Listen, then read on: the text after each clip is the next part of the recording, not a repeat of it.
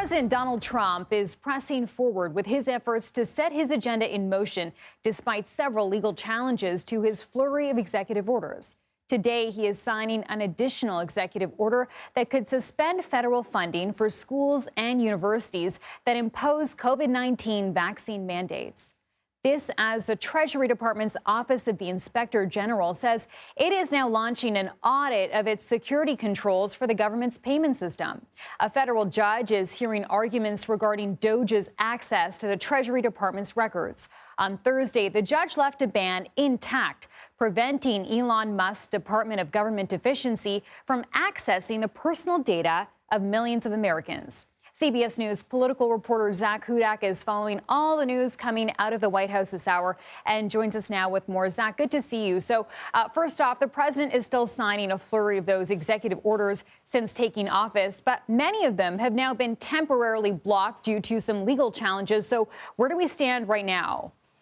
Chanel, there are a number of them, so I want to focus on the most interesting and most notable ones. One is that the president's executive order to end birthright citizenship has been halted by a judge who says, in essence, that is in conflict with the Constitution, saying that anyone born in the United States is automatically a citizen. So that one is currently halted. Now, turning to DOJ, on the other hand, they've had both a victory and a loss in the courts in recent times. The victory would be that the Treasury Department agreed they were going to stop DOJ from accessing its payment systems, and this is following an employee union suing over that access over privacy concerns. Meanwhile, a federal judge just last week declined to block the Labor Department from doing that very same thing, sharing its internal data with DOJ. So we're seeing on a day-to-day basis wins and losses for these executive orders.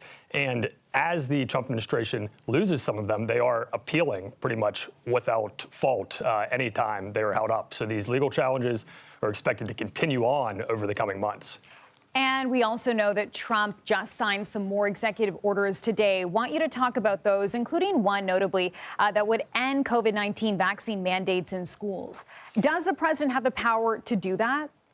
Chanel, so exactly what he's going to do, I believe, is require that schools cannot have those mandates for COVID vaccines if they want to receive federal funds. I'm sure that also will be held up in the courts. What he can't do is just tell them across the board, you are not allowed to have these mandates for vaccinations anymore. That is a state's rights power. However, he can say, I will hold up this funding. No question the schools are going to challenge this in the courts, but he does at least have something of an argument to stand on there, and he can sort of bend their arms and say, look, you can do whatever you want, but you're going to miss out on a lot of federal funds that would otherwise be helping your institutions. Okay, that's an important distinction to make. Thank you for that context. Also want to ask about this DOJ Treasury audit hearing today. What really is the department looking into here? What are they hoping to find?